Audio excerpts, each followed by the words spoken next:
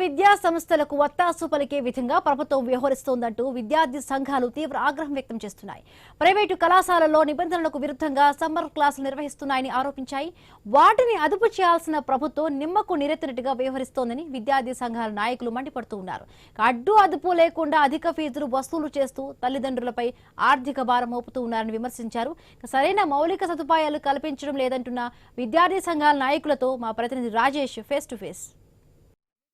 గొప్పదానం విద్యాదానం అనే నినాదంతో ప్రభుత్వాలు పేరుకే మాటలు తప్ప చేతల్లో చేయడం లేదని చెప్పి విద్యా సంఘాలు అయితే మండిపడే పరిస్థితి కనబడుతుంది.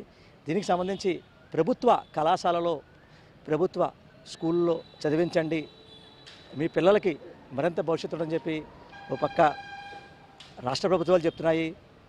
ప్రైవేట్ కళాశాలలు అధిక ఫీజులు వసూలు చేస్తే వారిపై చర్యలు చేపడతాము అని వారికి మాటలకే పరిమితం తప్ప చేతల్లో లేదని చెప్పి ఎస్ఎఫ్ఐ నాయకులు అయితే మండిపడే పరిస్థితి కనబడుతుంది.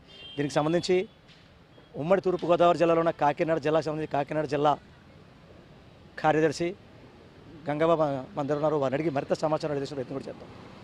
చెప్పండి, ఇప్పుడు చూస్తున్నాం రాష్ట్ర ప్రభుత్వాలు విద్యకు సంబంధించి మేము మరింత పెద్దపేట వేస్తున్నామని చెప్తున్నారు. అయితే ప్రతి ఒక్కరూ గవర్నమెంట్ స్కూల్ చదివించండి, గవర్నమెంట్ కాలేజ్ చదివించని చెప్తున్నారు. మరోపక్క ప్రైవేట్ కళాశాలలు అధిక ఫీజులు వసూలు చేయకూడదని చెప్తున్నారు.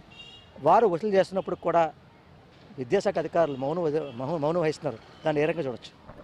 ఈరోజు రాష్ట్రంలో కానీ దేశంలో కానీ విద్య ద్వారా మాత్రమే ఈ రాష్ట్రం కానీ దేశం కానీ అభివృద్ధి జరుగుతుందని చాలా పెద్దలు కానీ లేకపోతే మనం కానీ నానిది. కానీ ఈరోజు ఏదైతే రాష్ట్రాన్ని దేశాన్ని అభివృద్ధి చేసేటువంటి విద్యను మాత్రం ఈరోజు ప్రైవేట్ సెక్టర్లో ఉంచడం కోసం, ఈరోజు విద్యను మొత్తం కార్పొరేటీకరణ ప్రైవేటీకరణ చేయడం కోసం ఈరోజు కేంద్ర రాష్ట్ర ప్రభుత్వాలు రెండు కూడా ఉమ్మడిగా బాధ్యత తీసుకుంటా ఉన్నాయి. ఏ రోజు ప్రభుత్వ పాఠశాలలో జాయిన్ అవ్వండి, ప్రభుత్వ పాఠశాలలో మెరుగైన విద్య అందుతుందని ఈరోజు ప్రభుత్వం ఒక పక్క ప్రచారం చేస్తున్నాయి. రెండో పక్కనే ప్రైవేటు యాజమాన్యాలు కొమ్ము కాస్తూ ఉన్నాయి. ఈరోజు ప్రభుత్వ పాఠశాలలో కనీస సౌకర్యాలకి దిక్కు దివాణం లేకుండా ఉంటా ఉంటే, రెండో పక్కనే ప్రభుత్వ స్కూల్కి పక్కన ప్రభుత్వ స్కూల్ దగ్గరలోనే ఈరోజు ప్రైవేటు స్కూల్కి ప్రభుత్వం ఏ విధంగా అనుమతులు ఇస్తుందని మేము ఎస్ఎఫ్ఐ అడుగుతూ ఉన్నాం. ఈరోజు ప్రభుత్వ పాఠశాల ఉన్న దగ్గర హై స్కూల్ పరిధిలో 3 కిలోమీటర్ల పరిధిలో ఇంకో హై స్కూల్కి ప్రైవేట్ స్కూల్కి పర్మిషన్ ఇవ్వకూడదని జీవో ఉంది. ఒక ఎలిమెంటరీ స్కూల్కి కిలోమీటర్ లోపల ఈరోజు ప్రైవేట్ స్కూల్ పెట్టకూడదని జీవో ఉంది. ఈరోజు ఒక ప్రైవేట్ స్కూల్ నిర్వహించాలంటే జీవో నెంబర్ 1 ప్రకారం ఏదైతే స్కూల్కి గ్రౌండ్ కానీ ఇతర సౌకర్యాలు కానీ గదులు కానీ లేకపోతే వాళ్ళ క్వాలిఫైడ్ టీచర్స్ కానీ ఇవన్నీ జీవోలకి కాగితాలకి పరిమితం అవుతూ ఉన్నాయి. కానీ ఈరోజు వాస్తవ రూపానికి వచ్చేసరికి ఎక్కడ కూడా 1 కిలోమీటర్ 3 కిలోమీటర్లు ఏదైతే వేరియేషన్ ఉందో ఎక్కడ కూడా ప్రభుత్వ స్కూల్ అనుమతి తీసుకుని ప్రైవేట్ స్కూల్ పెట్టాలి. కానీ ఈరోజు ఎటువంటి ప్రభుత్వంతో అనుమతులు లేకుండా ఈరోజు అధికారులు ప్రైవేటు స్కూళ్ళకి అనుమతులు ఇస్తూ ఉన్నారు. మరో పక్కన గవర్నమెంట్ స్కూల్లో చేర్పించని ప్రచారం చేస్తున్న ఈ ప్రభుత్వం గవర్నమెంట్ స్కూల్లో పూర్తి స్థాయిలో సౌకర్యాలు ఇవ్వడం లేదు, రక్షిత మంచినీరు ఉండడం లేదు, 30 మందికి ఒక బాత్రూమ్ ఉండాల్సిన దగ్గర గవర్నమెంట్ స్కూల్లో సౌకర్యం ఉండడం లేదు, సరిపడినంత టీచర్లు ఉండడం లేదు. ఈరోజు ఈ జిల్లాలో హిందీ పండిట్లు, ఇంగ్లీషు, తెలుగు పండిట్లు పోస్టులు ఖాళీలో ఉన్నాయి. ఇతర డిఎస్సీలు వేసేమో పోస్టులు ఫిల్ చేసామన్నారు. ఒకే చోట 10 సెక్షన్లు 20 సెక్షన్లు ఉన్న చోట హిందీ లేకపోతే ఇంగ్లీషు, తెలుగు ఇతర సబ్జెక్టులు ఒకలే టీచర్లు టీచ్ చేస్తూ ఉన్నారు. మరి అటువంటిప్పుడు పిల్లల్ని రమ్మని చెప్పేటువంటి ఈ ప్రభుత్వం అదే స్కూల్లో ఈ సమస్యలు లేకుండా ఉన్నాయి, ఇక్కడ ఇంతమంది టీచర్లు ఉన్నారు, ఇక్కడ ఈ సమస్యలు లేకుండా ఇన్ని సౌకర్యాలు మేము కల్పిస్తున్నారు, ప్రభుత్వం ఎందుకు చెప్పడం లేదు, ప్రైవేట్ వాళ్ళకి ఎందుకు వత్తాసు పడుతుందని మేము అడుగుతా ఉన్నాం. మనం చూస్తున్నాం అంటే చెప్పండి, ఇప్పుడు చూస్తున్నాము ఏవైతే ఈ కార్పొరేట్ స్కూల్ నుంచి అధిక ఫీజు వసూళ్ళు, స్కూల్లోనే ఈ బుక్స్ అమ్మకాలు, విద్యార్థి తల్లిదండ్రులకి ఇదంతా కూడా భారంగా కనబడుతుంది. మరి ఇప్పటికైనా రాష్ట్ర ప్రభుత్వం ఎటువంటి చర్యలు తీసుకుంటే బాగుంటున్నారు?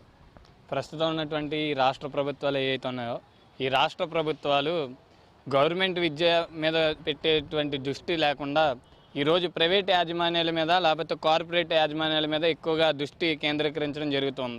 ఏదైతే ఈరోజు ప్రైవేట్ పెద్ద యాజమాన్యాలు ఏదైతే కార్పొరేట్ యాజమాన్యాలు ఉన్నాయో ఈ కార్పొరేట్ యాజమాన్యాలకి కుమ్ము కూడుకొని వారితో వీళ్ళు పొత్తులు ఏర్పాటు చేసుకొని వాళ్ళని ఈరోజు ఏదైతే గవర్నమెంట్ సెక్టర్లో ఉండాల్సినటువంటి విద్యని ఈరోజు మొత్తానికి నాశనం చేసి ఏదైతే కార్పొరేట్ యాజమాన్యాల్లో ఉన్నటువంటి విద్య ఉందో ఆ విద్యను విద్యార్థులందరిలోకి తీసుకెళ్లే పరిస్థితి ఈ రోజు ఏర్పాటు అవుతుంది.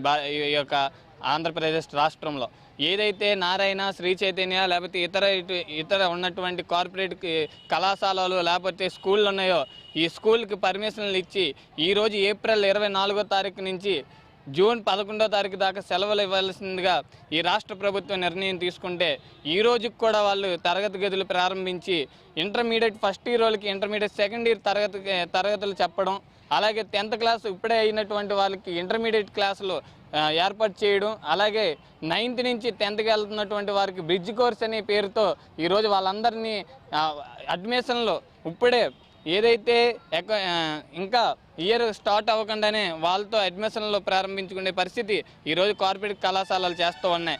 దీన్ని జిల్లాలో ఉన్నటువంటి విద్యాశాఖ అధికారుల దగ్గర దాకా తీసుకుని వెళ్తుంటే వాళ్ళు ఎటువంటి స్పందన లేకుండా వ్యవహరించడం జరుగుతూ ఉన్నది.